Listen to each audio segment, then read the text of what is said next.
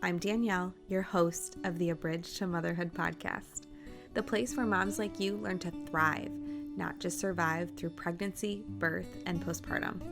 I'm a birth and postpartum doula and a mom of two who's been where you are.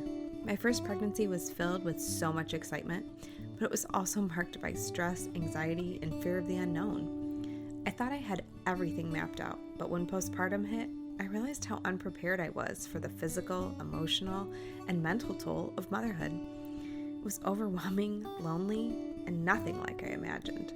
When I found out I was pregnant again, I knew I needed to approach things differently. I made it my mission to not only prepare for postpartum, but to prioritize myself in the process. That shift changed everything. Now I'm here to help you do the same. Whether you're navigating your first pregnancy, feeling buried under endless advice, or struggling to figure out what you actually need for postpartum, this podcast is your safe space. You'll find practical tips, honest conversations, and expert insights to help you feel informed, supported, and empowered through every stage of motherhood. If you're ready to feel confident, prepared, and truly supported in your motherhood journey, stick around. This is for you. Hey friends, welcome back to a Bridge to Motherhood podcast. This week we're talking all about postpartum body shifts. I know this is a delicate topic.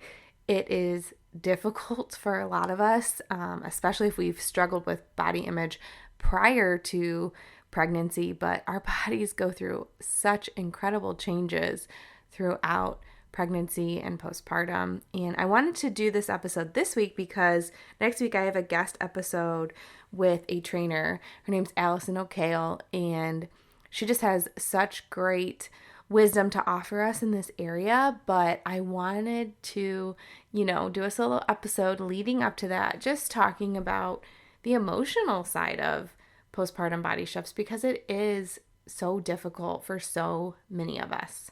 We're going to talk about practical steps to embrace this transformation of our body with grace, self-compassion, and confidence, all while building a healthy mindset about your body after baby. So many of us feel this pressure to bounce back quickly after giving birth, and that can very quickly lead to some frustration or guilt. There's often a lot of lack of preparation about what to expect for our postpartum body changes and how that kind of affects our emotional well-being. And many moms struggle with comparing themselves to these unrealistic social media portrayals of postpartum recovery.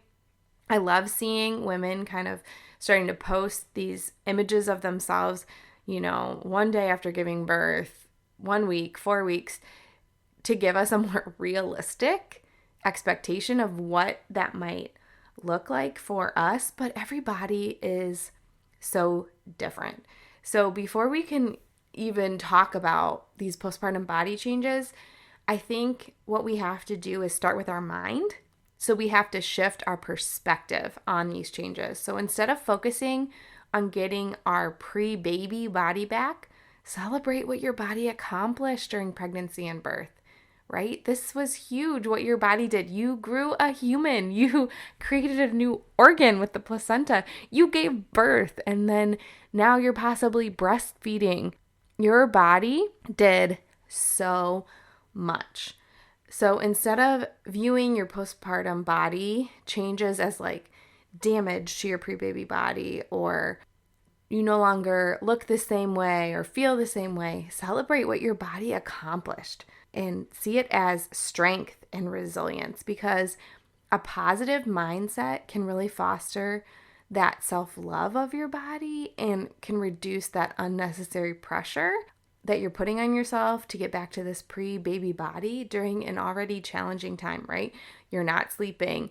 You might be struggling to eat well or eat at all because you're taking care of this tiny human. Maybe people are bringing you meals and it might not be what you wanted to eat or what you would prefer to eat. So give yourself some grace during this time and just practice some gratitude for your body and what it has done. Number 2, prepare for the emotional impact of physical recovery. So know that your postpartum recovery is going to include some normal challenges, right? You might have some swelling of your body, especially if you've had an epidural or any fluids during birth. You're going to have some swelling afterwards. If you have a C-section, some scarring, and that can come with physical discomfort as you are healing from that. If you tore, you're going to have some physical discomfort with moving potentially. So that can help you feel prepared rather than caught off guard, knowing that some of these things are normal after birth. I think oftentimes we can underestimate the emotional toll of not feeling like yourself physically in those early weeks postpartum. And when you don't feel like yourself, that can really mess with your mind and make you feel worse. Whereas if you have that attitude of like, okay, it's going to take a few weeks for me to maybe be able to walk normally, or to be able to return to exercise, or maybe I'm just going to have to move slower and rest. If you have that mindset walking into postpartum, that can really help you to not feel so down on yourself. So when you acknowledge those feelings as normal, it's easier to navigate them with compassion instead of judgment.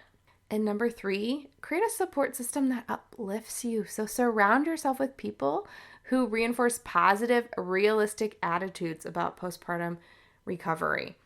Hopefully your partner is being supportive and telling you how great you look and how proud of you they are for giving birth. Some supportive friends, maybe a postpartum doula.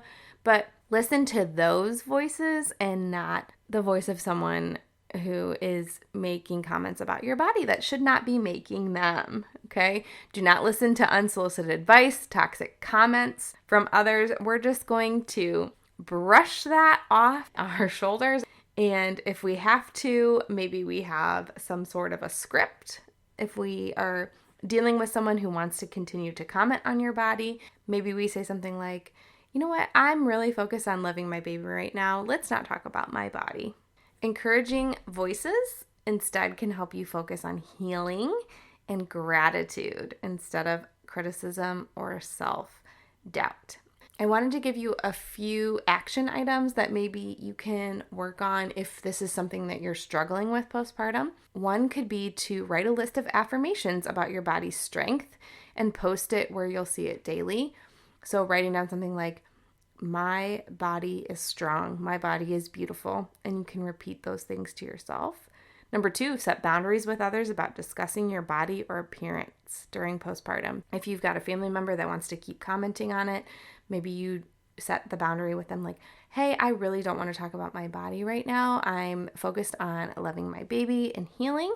So if you are going to continue to talk about it, I'm going to have to ask you to leave. Number 3, seek out postpartum friendly communities that prioritize self-acceptance and realistic recovery journeys. So if you are following accounts that are not giving you realistic expectations, unfollow them.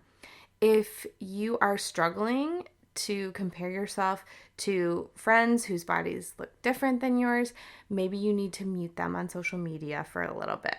Whatever you need to do to focus on what's realistic for you. And every body is different.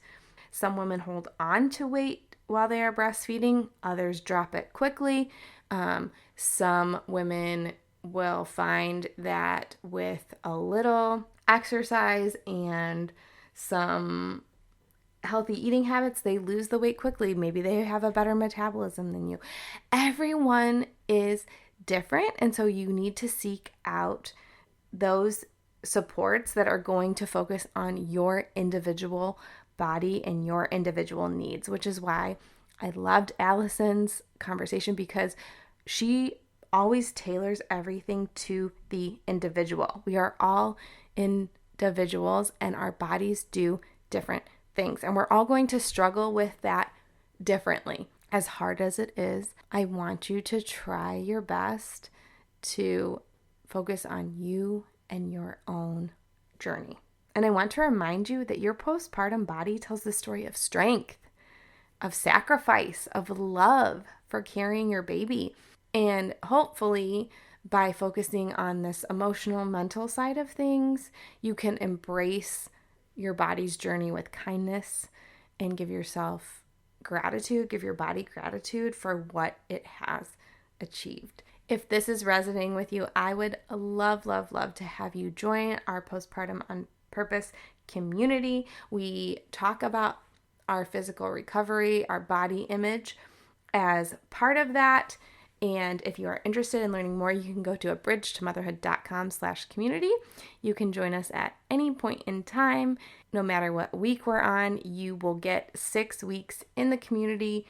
We will dive into God's word and what it says about each of the topics we're discussing and combat the lies that we are believing. I would love to see you there. And I hope you will tune in next week for my conversation with Allison. It's going to be so encouraging to you, and I really hope that you take a minute today to reframe your mindset around your body and just give it some gratitude. I will talk to y'all next week. Thanks so much for tuning in to the Abridged to Motherhood podcast. I'm so glad you were here today. If you loved this episode, I'd be so grateful if you could leave a review for the podcast on whatever platform you're listening on, share it with a friend, or snap a screenshot and tag me on social media. If you decide to leave me a review, go to abridgetomotherhood.com/review. That link is also in the show notes so that I can send you a little gift in the mail. Your support helps other moms to find the podcast, and it truly means the world to me. Remember, your motherhood journey deserves your care and attention. Until next time, keep showing up for yourself, mama, and don't worry, I'm here to help every step of the way. See you soon.